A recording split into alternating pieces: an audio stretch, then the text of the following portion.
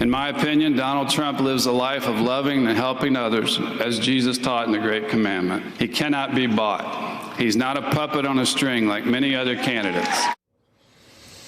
Always been a bit of a question about how Jerry Falwell Jr.'s decision to endorse, of all people, noted serial adulterer and New York libertine Donald Trump in the very crowded GOP primary field just days before the Iowa caucus. And we just got a story that, denials to the contrary notwithstanding, maybe shed some light on that endorsement. So it turns out that Michael Cohen, yes, that Michael Cohen, is buddies with the Falwells. That's pretty established. I didn't know that, but that appears to be true. Now, also, according to Reuters at least, Cohen claimed to have helped Jerry Falwell Jr. and his wife with a racy photo problem and helped make it go away just months before Falwell endorsed Trump. That's according to a recorded conversation reviewed by Reuters. NBC News, I should note, has not had a chance to review a recording of that phone call. And a source insisted to Reuters the endorsement and the help with the photographs were separate issues. An attorney for the Falwells told the Washington Post in a carefully worded, non-denial quote, while the Falwells have a long-standing friendship with Michael Cohen, they never engaged or paid Cohen to represent them in any legal or other professional capacity. And Cohen did not ever resolve any legal matter on their behalf. You'll note the Reuters story does not say that Cohen claimed to be legally representing the Falwells or getting paid, so that part's a little weird. Also, another thing that's kind of weird is this other separate story, which came out more than a year ago, about the friendship between Jerry Falwell Jr., his wife, and a one-time Miami Beach pool attendant named Giancarlo Granda. The Falwells met him and befriended him and took him under their wing, so to speak, and ended up investing $1.8 million in a Miami Beach youth hostel the attendant was involved in, which, I don't know, seems like a lot. An attorney for the Falwells did not comment at the time about the investment, described in a court filing as loans. An attorney for the one-time pool attendant, now a student, himself told the Miami New Times today, quote, Mr. Granda has no idea about the alleged personal photographs Mr. Cohen refers to in his taped conversation. Mr. Granda is not the person referred to by Mr. Cohen in the tape recording. All right, the reporter who broke both the Reuters and the BuzzFeed stories, Aaron Roston, joins me now. I am confused by this set of facts, and I would love to get some clarity. So let's just start with the most basic thing. Was it well known that Falwell Jr. and Michael Cohen are friends? No, it was not well known, but it's clearly the case. And they've had a friendship that's gone back years. I mean, you've seen that the Falwells put out a statement saying it's a long-standing friendship. I think they met back in 2012. Well, okay, before we get to anything else, isn't that a little weird? I don't think of these as people moving in the same social circles, but somehow they've been friends even before the whole Trump thing happened, or Trump ran for office. Well, it's before they met in the context of Donald Trump. Okay. When Trump was down in 2012, it was in 2012 that Trump gave the convocation at Liberty University, and that's where he really came on the stage with Falwell. And Michael Cohen happened to be there. He was there at that event.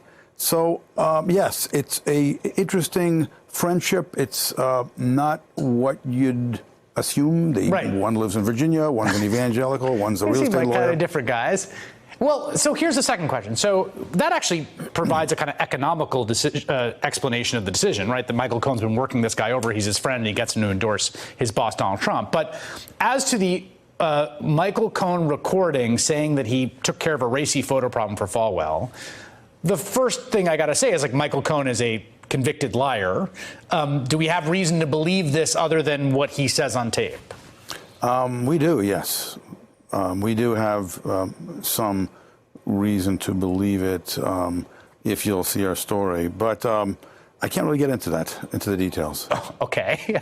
But your position as a reporter, and you're a good one, I should note this, is that this is not just a Michael Cohen boast with nothing else backing it up. I think that's true. Okay. Then the second question, I guess, becomes, like, it's none of my business, whatever the heck arrangement they have. They're friends. There's photos. I don't care. It's interesting insofar as if it somehow connects to that endorsement, and yet the reporting is that it doesn't, or that's just a denial. I couldn't get that either. I'll repeat that. In other words, the issue would be there is no link that we could find between the fact that there was an endorsement where Michael Cohen had requested help in the timing of that endorsement and this claim that Michael Cohen had assisted the Falwells in this other matter involving these personal photographs that they didn't want exposed. Right. I mean, there were other candidates that probably would have made more sense from the religious right perspective. Ted Cruz announced his campaign at Jerry Falwell Jr.'s university. It was seen as a surprise at the time, right? Well, it was clear that Falwell was friendly with Trump. Trump had been at Liberty University. Falwell had spoken, in superlative terms about Trump already.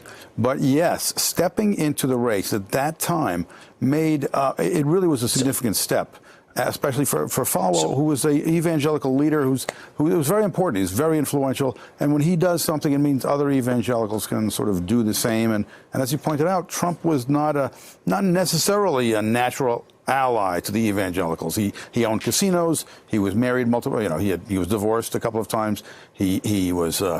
He talked about sex openly and so forth. Yes, quite a bit. Final question. Giancarlo Granda, who you've also reported on his business arrangement with the Falwell, says he has nothing to do with this. And if you're juxtaposing these two stories, I don't have anything to do with this. What's your response to that? There was no mention of that in the story we just did, of course. Okay, so you don't see some juxtaposition between the two? We certainly didn't put any of that other material in this story. You just happened to report on them both. Okay. I did. Aram Rostam, thank you so much for that reporting. Thank you. Hey there, I'm Chris Hayes from MSNBC. Thanks for watching MSNBC on YouTube. If you want to keep up to date with the videos we're putting out, you can click subscribe just below me or click over on this list to see lots of other great videos.